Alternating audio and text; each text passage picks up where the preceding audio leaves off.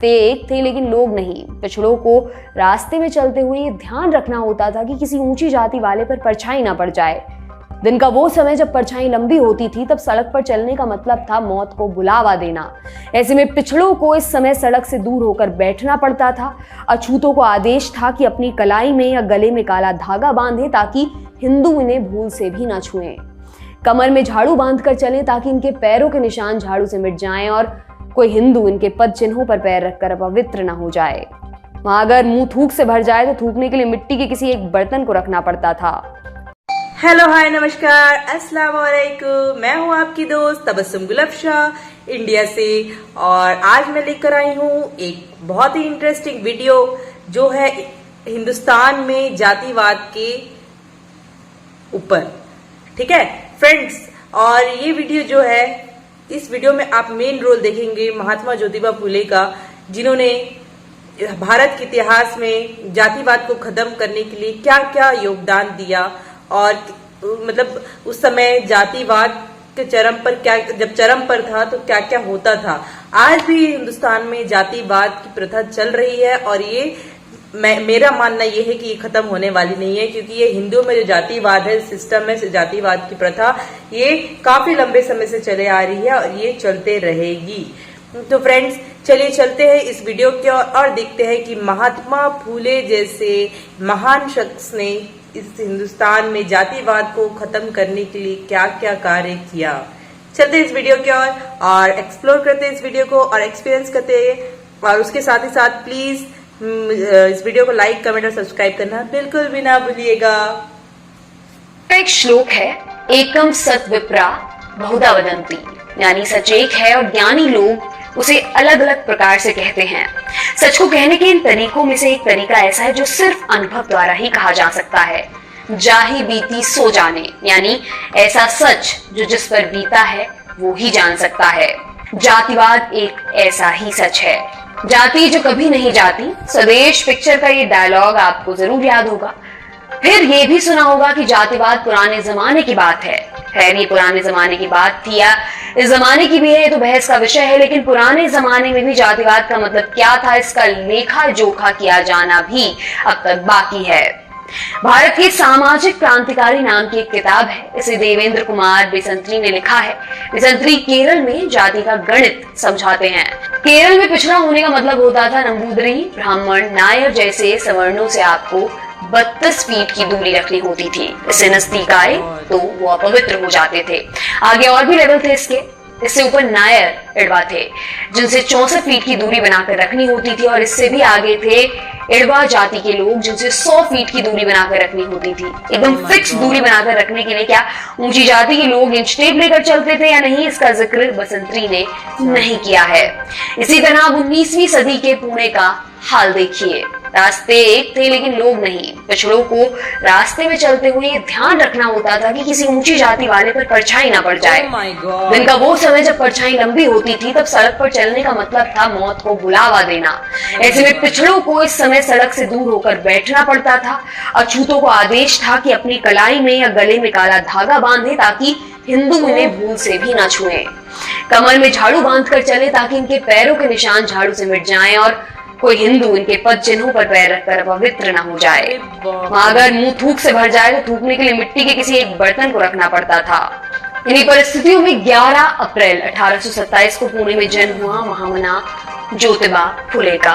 बाबा साहेब आम्बेडकर ने 3 लोगों को अपना गुरु माना, महात्मा बुद्ध, कबीरदास और तीसरे ज्योतिबा फुले। आज यानी 28 नवंबर के रोज ही 1890 में ज्योतिबा फुले ने इस दुनिया को अलविदा कह दिया था। कौन थे ज्योतिबा फुले और पिछड़ी जातियों के उत्थान में उनका क्या योगदान था, जानेंगे आज के इस एपिसोड में।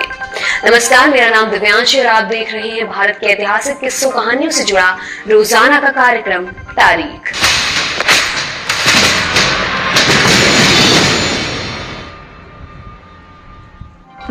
ज्योतिबा फुले का जन्म एक साधारण माली परिवार में हुआ था। उनके पिता गोविंदराव फूल बेचकर घर चलाते थे। इसी दुकान में काम करते हुए एक दिन ज्योतिबा को जाति की सच्चाई का एहसास हुआ। हुआ यूं कि उनके पिता की दुकान में मुंशी का काम करने वाला लड़का जाति से ब्राह्मण था। उसने अपनी शादी पर ज्योतिबा को आने का निमंत्रण दिया और ज्योतिबा चले भी गए। लेकिन ना तो ज्योतिबा को और ना ही उस लड़के को पता था कि ब्राह्मण के विवाह में पिछड़ी जाति के किसी व्यक्ति के आने पर मनाही थी। ज्योतिबा शादी में गए तो किसी ने चिल्लाकर कहा, अरे शूद्र को यहाँ किसने आने दिया। देखते देखते हंगामा खड़ा हो गया और ज्योतिबा को शादी से बाहर कर दिया गया। बच्चे का मन था इस घटना से गहरा चोटिल हुआ, लेकिन उन्हें यह भी समझ आ गया कि जातिवाद की असलियत क्या है। जातिवाद के जहर से लड़ने का उन्हें एक ही माध्यम नजर आया, वो था शिक्षा। इसलिए उन्होंने अपने घर से ही इसकी शुरुआत की। दिन भर काम के बाद रात को अपनी पत्नी सावित्री बाई को अपने साथ बिठाते और पढ़ाते। आगे चलकर फुले दंपत्ति ने 1 जनवरी 1848 को पुणे के बुधवार पेट के भिड़ेवाड़ा में लड़कियों के पहले स्कूल की स्थापना की और महज 17 साल की उम्र में सावित्री बाई ने स्कूल में बतौर शिक्षिका पढ़ाना शुरू किया। शुरुआत में स्कूल में सिर्फ 9 लड़कियां पढ़ने के लिए राजी हुई, फिर धीरे धीरे इनकी संख्या 25 हो गई। 1851 स्कूल खोले जिनमें लड़कियों को शिक्षा दी जाती थी। स्कूल के करिकुलम में गणित, विज्ञान और समाज शास्त्र भी शामिल था। इन तीनों स्कूलों को मिलाकर छात्रों की संख्या 150 थी। पढ़ाने का तरीका भी सरकारी स्कूलों से अलग था। लेखिका दिव्या कंदुकुरी लिखती हैं, फुले दंपत्ति के स्कूल में पढ़ाई का स्तर इतना बेहतर था कि सरकारी स्कूल के मुकाबले पास होने का प्रतिशत ज्यादा हुआ करता था। लेकिन ये सब शांति से नहीं हुआ। एक पिछड़ी जाति की महिला खुद पढ़े और दूसरों को भी पढ़ाए, ये धर्म के ठेकेदारों को मंजूर नहीं था। साम दाम दंड भेद सब आजमाए गए। सबसे पहले घर से ही शुरुआत हुई। लोगों ने ज्योतिबा के पिता गोविंदराव को धमकाया, आपका लड़का धर्म के खिलाफ जा रहा है। दबाव में गोविंदराव ने ज्योतिबा को स्कूल बंद करने को कहा। ज्योतिबा नहीं माने और तब उनके पिता ने उन्हें घर से बाहर निकाल दिया। घर से निकलकर भी ज्योतिबा और सावित्री बाई ने पढ़ाने का काम जारी रखा। उस दौर में राजा राममोहन रॉय और केशव चंद्र सेन जैसे लोग शिक्षा के लिए काम कर रहे थे, लेकिन चूंकि संसाधन उच्च वर्ग के पास थे इसलिए शिक्षा भी पहले उनके हिस्से आती थी। समाज सुधारकों का मानना था कि उच्च वर्ग से रिसकर ये ज्ञान नीचे भी पहुंच जाएगा। हालांकि ये तरीका बिल्कुल कारगर नहीं था, क्योंकि ये तो जन्म से ही निर्धारित हो जाता था कि कौन शिक्षा हासिल करेगा और कौन सेवा करेगा। इसी के चलते ज्योतिबा फुले ने सत्य शोधक समाज नामक संगठन की स्थापना की, जिसका उद्देश्य था शूद्रों, अति शूद्रों को पंडे, पुजारी, पुरोहित और सूदखोरों की गुलामी से आजादी दिलाना। सत्य शोधक समाज की शाखाएं मुंबई और पुणे के गांवों और कस्बों में खोली गई। एक दशक के अंदर इस संगठन ने पिछड़ों और अति पिछड़ों के बीच एक क्रांति का संचार कर दिया, जिसके चलते कई लोगों ने शादी और नामकरण के लिए पंडे, पुरोहितों को बुलाना छोड़ दिया। ऐसे में लोगों को धमकाएगा कि बिना संस्कृत के उनकी प्रार्थना ईश्वर तक नहीं पहुंचेगी। तब फुले ने संदेश दिया कि जब तेलुगु, तमिल, कन्नड़ा, बांग्ला में प्रार्थना ईश्वर तक पहुंच सकती है तो अपनी भाषा में की गई प्रार्थना क्यों नहीं पहुंचेगी। कई मौकों पर फुले ने खुद पुरोहित मन संस्कार संपन्न करवाए और ऐसी प्रथा चलाई जिसमें पिछड़ी जाति का व्यक्ति ही पुरोहित चुना जाने लगा। जातिवाद की पोल खोलने के लिए उन्होंने एक किताब भी लिखी, गुलामगिरी नाम की। इस किताब में ज्योतिबा फुले लिखते हैं, ब्राह्मण, पंडा, पुरोहित लोग अपना पेट पालने के लिए अपने पाखंडी ग्रंथों के माध्यम से जगह जगह बार बार अज्ञानी शूद्रों को उपदेश देते रहे, जिसकी वजह से उनके दिलो दिमाग में ब्राह्मणों के प्रति पूज्य बुद्धि उत्पन्न होती रही। ब्राह्मणों ने लोगों को उनके मन में ईश्वर के प्रति भावना को अपने प्रति समर्पित करने के लिए मजबूर किया। यह कोई मामूली अन्याय नहीं है, इसके लिए उन्हें ईश्वर को जवाब देना होगा। रोजलिन ओहेनलान ने अपनी किताब में एक किस्से का जिक्र किया है, जिससे पता चलता है कि ज्योतिबा लोगों को कैसे उनकी भाषा में संवाद का महत्व समझाते थे। एक रोज यूं हुआ कि ज्योतिबा अपने एक दोस्त के साथ एक बगीचे में घूम रहे थे। बगीचे के बीच एक कुआं था जिससे पानी निकालकर बगीचे को सींचना पड़ता था। कुछ मजदूर बगीचे में काम कर रहे थे। खाने का वक्त हुआ तो मजदूर घेरा बनाकर कुएं के पास बैठ गए। ज्योतिबा गए और कुएं की मेड़ पर बैठकर कुछ गुनगुनाने लगे। उनका हाथ साथ साथ थाप भी देता जा रहा था। मजदूरों ने ये देखा तो हंसने लगे। तब फुले ने उनसे कहा, इसमें हंसने की कोई बात नहीं है, केवल मेहनत से जी चुराने वाले लोग ही फुर्सत के समय वाद्य यंत्रों का शौक फरमाते हैं। असली मेहनत कश जैसा काम करता है वैसा ही अपना संगीत गढ़ लेता है।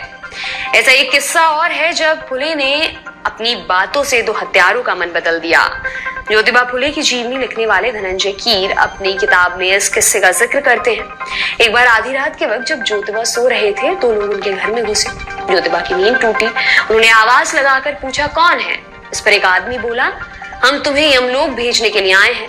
ज्योतिबा ने पूछा, मैंने तुम लोगों का क्या बिगाड़ा है? इस पर उनमें से एक ने जवाब दिया, बिगाड़ा कुछ नहीं, लेकिन तुम्हें मानने से हमें 1000 रुपए मिलेंगे।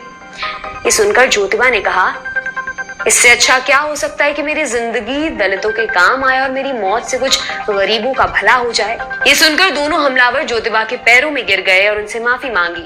इनमें से एक का नाम रोडे और दूसरे का नाम था पंडित धोंडीराम नामदेव। दोनों आगे जाकर ज्योतिबा के सहयोगी बने और उनके साथ मिलकर सत्यशोधक समाज का काम संभाला। ज्योतिबा पर शिवाजी महाराज का बहुत असर था। उन्होंने ही रायगढ़ जाकर पत्थर और पत्तियों के ढेर तले दबी शिवाजी महाराज की समाधि को खोजा था और उसकी मरम्मत करवाई थी। बाद में उन्होंने शिवाजी महाराज पर एक छंदबद्ध जीवनी भी लिखी, जिसे पोवाड़ा भी कहा जाता है। जातिवाद के साथ साथ ज्योतिबा फुले ने विधवा पुनर्विवाह के लिए भी काफी काम किया। उन्होंने गर्भवती स्त्रियों के लिए केयर सेंटर शुरू किया, जिसका नाम था बाल हत्या प्रतिबंधक गृह। अगला नंबर था विधवाओं को गंजा करने की कुप्रथा का, जिसका विरोध करते हुए फुले दंपत्ति ने नाइयों की हड़ताल कराई और इस प्रथा के खिलाफ जोर शोर से आवाज उठाई। पिछड़ों और महिलाओं के हक में आवाज उठाने के अलावा उन्होंने प्रशासनिक सुधारों के संबंध में भी काम किया। साल 1878 की बात है। वाइसरॉय लॉर्ड लिटर ने वर्नाक्युलर एक्ट नाम का एक कानून पास किया, जिसके तहत प्रेस की आजादी को भंग कर दिया गया था। ज्योतिबा का संगठन सत्यशोधक समाज दीन बंधु नाम का एक समाचार पत्र निकालता था। यह अखबार भी इस कानून की चपेट में आया। इसके बाद जब लॉर्ड लिटन पुणे आने वाला था, उसके स्वागत का भव्य आयोजन किया गया। ज्योतिबा फुले तब नगर पालिका के सदस्य थे। उन्होंने लिटन के स्वागत में होने वाले खर्च का भरपूर विरोध किया और जब नगर पालिका में प्रस्ताव रखा गया तो इसके खिलाफ वोट करने वालों में फुले एकमात्र सदस्य थे। 63 साल तक पिछड़ों और दबे कुचले वर्ग के लिए लगातार आवाज उठाने के बाद 28 नवंबर 1890 को महामना ज्योतिबा फुले की मृत्यु हो गई। आखिरी समय में उन्हें लकवा मार गया था। जाते जाते भी उन्होंने इस बात का ध्यान दिया कि व्यक्ति जन्म से नहीं कर्म से बड़ा होता है। अपनी वसीयत में उन्होंने लिखा कि अगर उनका बेटा यशवंत आगे जाकर नालायक हो जाए या बिगड़ जाए तो उनकी संपत्ति किसी पिछड़े तबके के लायक बच्चे को दे दी जाए। आज का तारीख यहीं पर समाप्त होता है। आज के लिए आज हम 21वीं सदी में रह रहे हैं और आज भी अगर ये कास्टिज्म की प्रथा चलते रहेगी तो सोचिए हमारा हिंदुस्तान कब आगे बढ़ेगा। तो फ्रेंड्स, हमको चाहिए कि हम जितना हो सके कोई ना कोई मेजर्स ढूंढे इस कास्टिज्म को पूरी तरीके से खत्म करने के लिए। सबको अधिकार है जीने का, सबको अधिकार है रहने का, सबको अधिकार है खाने का, सबको अधिकार है हिंदुस्तान में खुलकर आजाद रहने का। तो फ्रेंड्स, प्लीज कमेंट बॉक्स में जाके प्लीज बताइए कि कास्टिज्म को हिंदुस्तान से कैसे खत्म किया जा सकता है। हिंदुओं में ये जो कास्टिज्म है, लोअर कास्ट वाले को जो इतना भेदभाव झेलना पड़ता है, वो आखिर कैसे खत्म हो। तो प्लीज कमेंट बॉक्स में जाकर जरूर बताइए और मेरा ये वीडियो पसंद आया तो लाइक, कमेंट और सब्सक्राइब करना बिल्कुल भी ना भूलिएगा। Good bye.